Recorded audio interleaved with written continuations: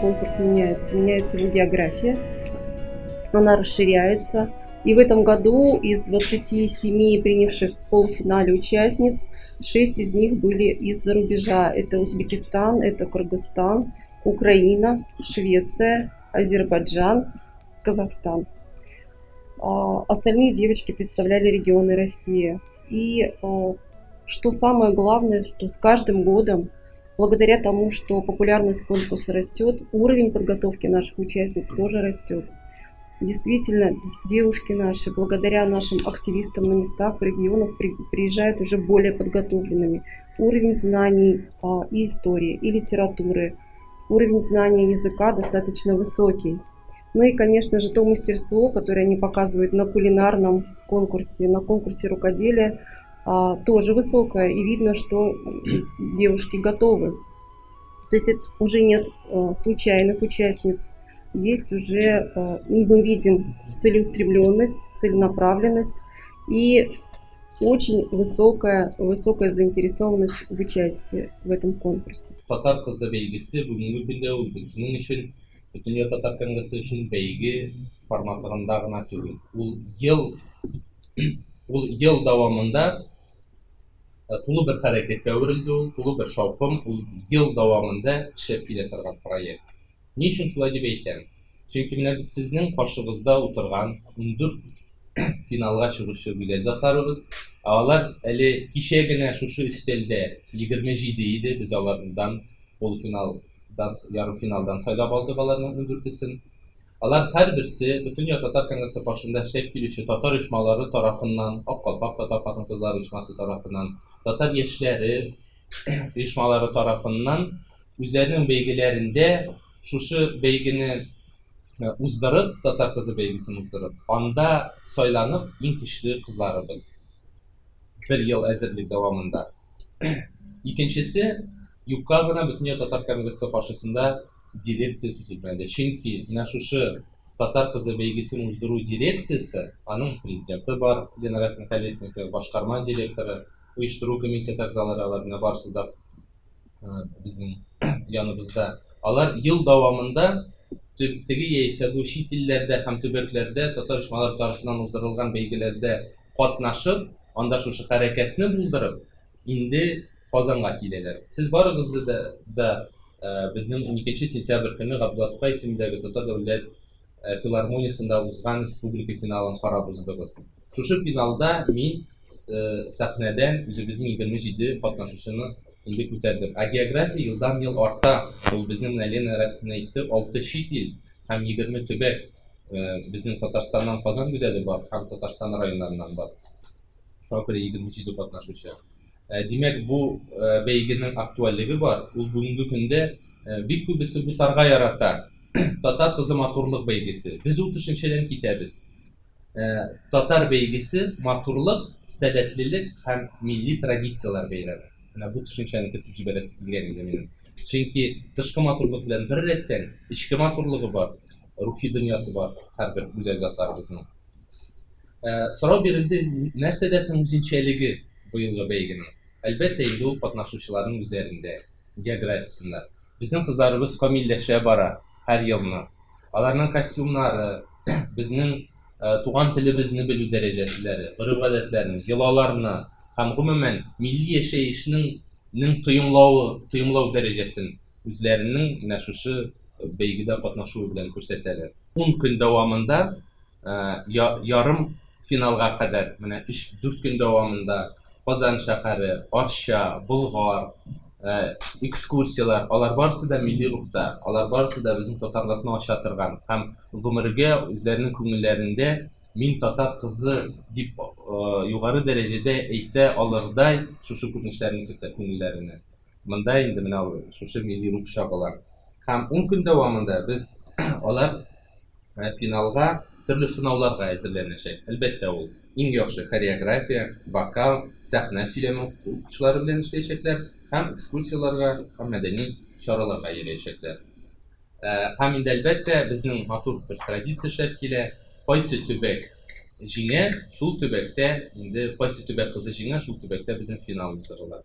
Менә узган елның bizning Musa Jalil ismidagi opera balet teatrında zor şovqumlar bilen yuqori darajalar bilan Dilar Kelmetinova ijroda turuvchi bizning millatdosh qizimiz jingdi. Biz endi bu yil shulay darajasi shulu Chaikovsky ismidagi Tatar davlat Chaikovsky ismidagi Udmurtiya Respublikasining opera ham balet teatri binosida o'tiramiz.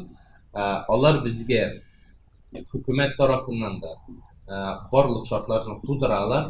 Çünkü bizde ular için bu belge gerek, bizim için de bu belge gerek. Hem şu iki respublika arasında hizmetleştikini de uzarattığı elimde turur için bu belge gerek. Şuna göre men hürmetli jurnalistler sizge şunu anlatmak istiyorum. Bulgan edim bu belge bir iki günlük belge gene tügel. Ulturup tulu bir hareket direkt bütün Tatarkan'sı alıp baratırken tulu bir şovqum. Tatar kızı belgesi indi noyabr 2018 yılda noyabrda mine bizning final kunida men aytganimdek Tatar kızı Dilara Kelmetinova deb. Boshda ishonmaysan endi. Onları bütün kişi kutladı, meni ko'paytirib. Onları ketdiğinde intervyular, ko'pgina turli programmalarga chaqirganlar mening televizorga endi. Umuman Tatar qizi belgisi yana men kelgan yamda Tatar muhitini sog'inib.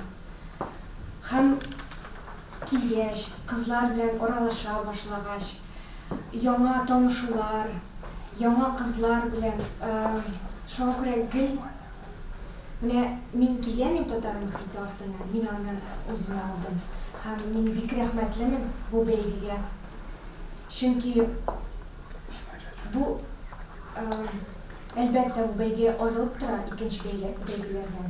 U tegi bo'sh so'zlargina tug'il. Shundan da shulay. Biz qizlar bilan hamanda oralashamiz, kundashlik yo'q edi. Ham shunday yilli, ham keng ko'ngilli qizlar birsinden birisi yaxshi, birsinden birisi motor, ham Tatar tilini yaratib, Tatar tilim deb yashab turgan qizlar turli tubatlarda va shunga qiziqlanib men bek rahmatliman bu belgiga. Biri de böleklerin kuruluşları көрсетілмеді, Лена Рахимовна, не делись? Победительницу будет венчать вот такой вот головной убор. Он выполнен в городе Златоуст золотых видеомастерами по эскизам Казанской шапки, которая хранится в оружейной палате в Кремле в городе Москва. Вот такие вот тарели памятные Татар Казе, тоже изготовлены методом со золотой гравюры. Получит каждая участница. И, конечно же, гран-при, как обычно, уже стала традиция, это будет автомобиль. По традиции целый год победительница должна будет ездить на таком автомобиле с логотипом нашего конкурса. Ну, конечно же, наши спонсоры, партнеры и друзья приготовили очень много других подарков для всех финалисток. Это будет и косметика, это будет бытовая техника, и оргтехника и остальные призы, которые мы еще пока держим в секрете от наших финалисток. Kızlarını Lena Rafimovna, Danis Anisovich'te ise başka kişiler söylemiyorlarını ekspertler söylüyor. Tatar kızının gelecekte bulaşak Tatar enisine ezirliği amellere koyulgan. Hem bu işin tertipte var da. Çünkü bizim tüm maksadımız onların hizmet öğretmek. Tüm maksadımız urf adetlerini, islerini düşürü. Hem her kılgan amel vaktinde biz onlara özümüzün Tatarımızdan beraber nişik kabul edilgen, nişik bulgan, hem gelecekte sizden nişik tübüstürüyle değişimde şu dinlenişte olup varlar. Buna bizim Tatar kızları üzeri pamur bası, üzeri jeyip, üzeri giyseler, hem şu vakitte bizde bir de gerek bulan izleyişlerge gittiler. Hem binalar varsa da oturarlar tanlar. Şundan da onlar şu kadar motor edip boşkarıp çıktılar, hünerli edip boşkarıp çıktılar. Çünkü bizning ustabız, üretuvchi ustabız Nurziya Sergeyeva idi. U endi onun kitap avtori. Hem u g'ajabga qoldi. Mana o'zlari alamda ko'ralar. Nishatim bitlar bitmasa bit yaxshi ishladilar, bit nishatim birisine birda o'xshamagan. Hem her birisinin o'zining ijodi var. Hem şu vaqtda bit yaxshi ishladilar. U g'ajabga qoldi. Мен де болай birinci etapı bilen şu hafta usta kızlarına da işinapta onlar bir ustalıklarını gösterdiler. Hem izinin nerse kireyken anlap baytıp gittiler. İzin nersege hizmet etken bilip baytıp gittiler. Mine bu indi bizden özümüzden Tatar onaların ezirliği diye söz. Millet onaların ezirliği. Hem onlar bu işte üzerine pek yaxşı yaptılar gösterdiler. Bir gelecekte indiler. Dil bileler bizim kızlar. Mine birinçiler bilen çekirdekleri ben şamıştırganda qaraysan qızlarımız dil bilib kelir hazır. Bizning şunun içinde birinci şu zalda onlar bilen engeme ötkerildi. Tatar halkının yazmışı, Tatar halkı soruları şundaydı. Bizning hem her kızga soru verilip Tatarca cevap tınlandı. Bizning bir ikigine kızımız Rusça Tatarca cevap verdi. Qalganlar bizning bütün seçişte saf Tatar tilinde söylüşedi. Big zor rahmet bile şu ol indi devamlı bulsun. Hem indi bile şunsı bir kıymetli. Nindigine kızdan sorasanız da hazır ol şekilde yaşaymış, şekilde Tatar kız iken ol indi kamarlasa bile dokmaş keserge inanır. Çünkü bütünüsü de bile uzman yıl kelgeneydi benim baskan kesken dokmaşımla bu yılda eteğinler oşa bitirmedi. Çünkü ben İran'dan güvetim kestim. Hem bile şu tonalar bilindi bizden. Kalkan müştebiler, izi müştebiler hazır Tatar halk başları pişirebilirler, şunakları pişirebilirler. Mine bu bizden indi Tatar kızlarının küsetkişi. Rahmet. Devamlı mısın? Uzun uzak bu belge devam etsin.